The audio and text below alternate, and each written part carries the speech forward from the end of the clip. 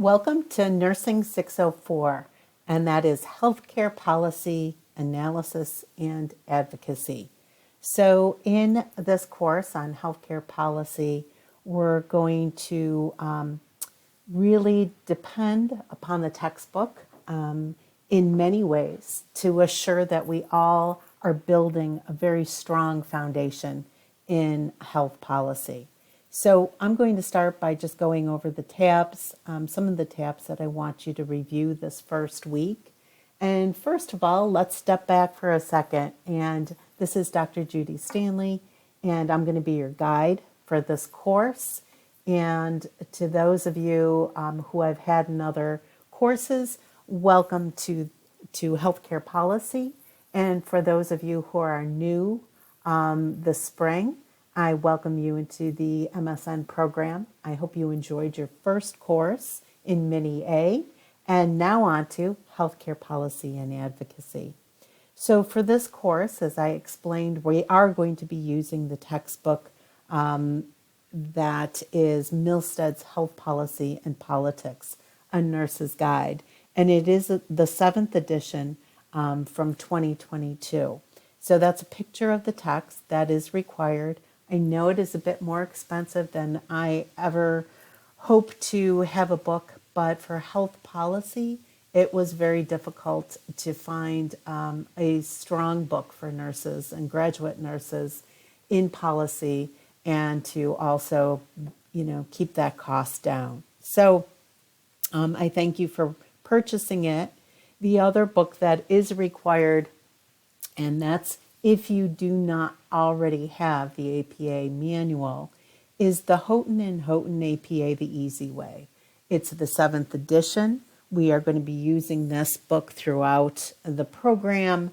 And as we become stronger in our scholarly writing, that includes APA formatting of our papers and citation. So in-text citation with referencing.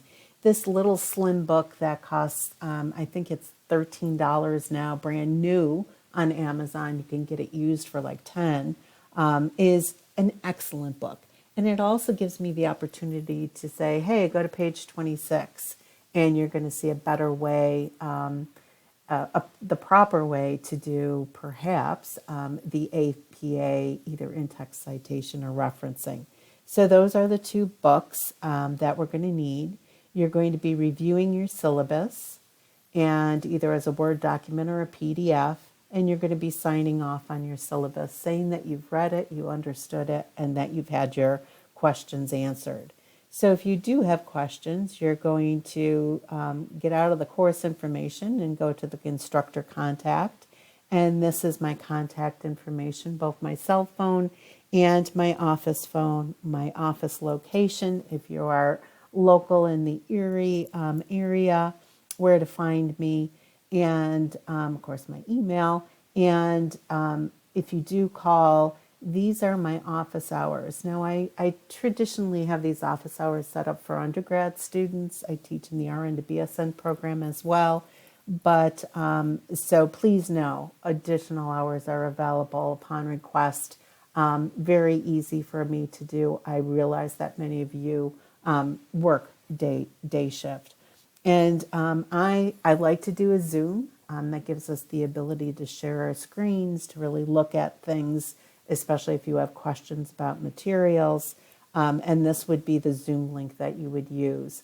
If you are going to Zoom or come into my office, I do ask that even if it's office hours, that you let me know ahead of time, just because otherwise I may not be able to have all the time to spend with you that is needed. So again, I'm real flexible on the calls. And if you do leave or if you do call my office phone and I do not answer, please leave a really brief message, only so that I get contacted that you've called. If I'm out of the office, I don't know that you have called unless you leave a brief message. General information I'll let you look at, so please go through this. This is the same for every course in our program. Learning units is where you're going to go in just a minute. I'll take you to learning unit number 1. But for those of you who have been in other courses, you see that the setup is very similar. The discussion boards you can enter here, but in my course, there's always the link, the direct link to the discussion board, our assignments, and then there is a folder we're going to talk more about in Learning Unit number 2, and that's the policy issues. During this course, you are going to, so let me look on the, go into the assignments for a minute with you. First of all, before I get into my statement about in this course, one thing you're going to note as you go through this program, our discussion boards are set up similarly depending on the faculty, one of the 3 full-time faculty members that you have. However, they may be different requirements, slightly different requirements. So for instance, they may be given different amount of points. So for this course, it is 50 points for each discussion board.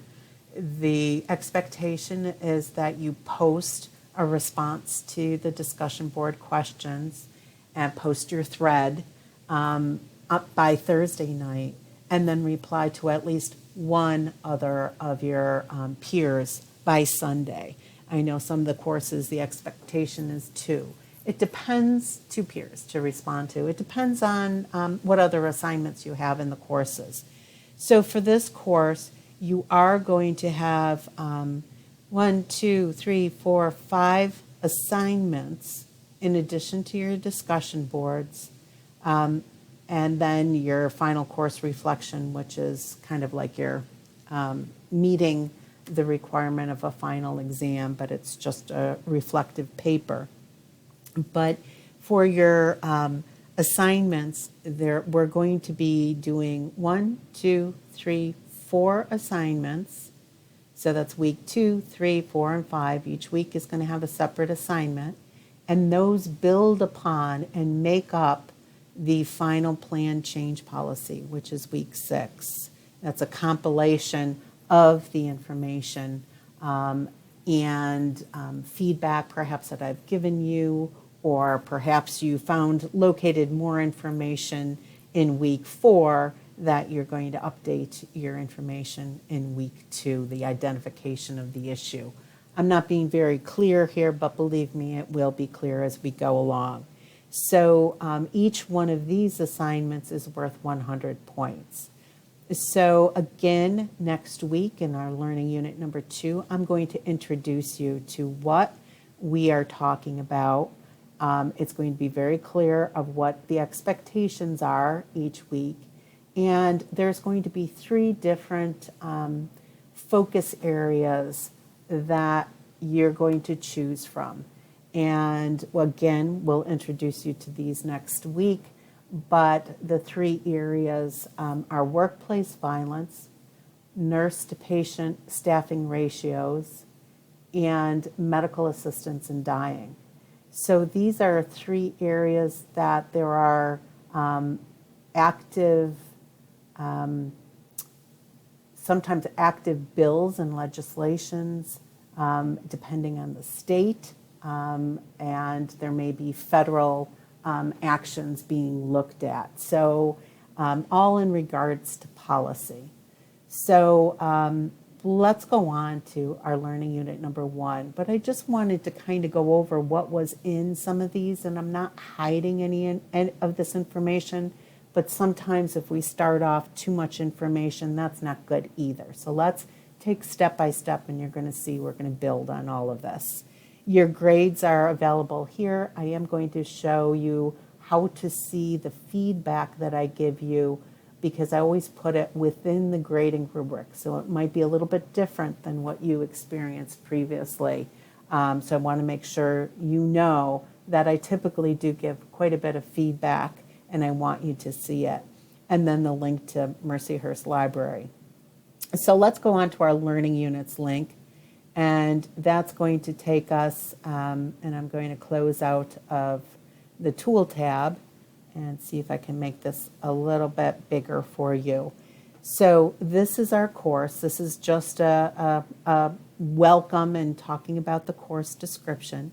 But learning unit number 1, an intro to policy and advocacy in healthcare. You are watching this video, so that is what should be there in a few minutes. And for this week, you're mainly going to review. So you're listening to this video, you're going on and you're looking closely at the requirements, assignments, and resources. And by the end, you're going to be able to discuss the role of a nurse leader in informing public policy. And you're going to be able to do this based on the learning assignments. The first one is chapter 1 in your book. Now, you've paid money for this book, whether you're renting it or whether you've purchased it, and it is a good book, but it's one that you may have to read a little bit slower than some of the other articles and books that you read. And it is very helpful for us to really get the foundation that we need to be policy entrepreneurs. I mean, I'm going to tell you a little bit more about that next week. But to really understand the formation of public policy and our role as nurse and nurse leaders in it. You're going to have reviewed the course syllabus and signed off. You're going to complete the online activities and the discussion board. So the course information link that you saw over here on the tool tab is I've linked it right to this learning unit. So if you click on here, it's going to take you to the text and the syllabus sign off. The other brief learning activity this week is why healthcare policy matters. And this is Donald Berwick from the Institute for Healthcare Improvement. He's one of my favorite speakers.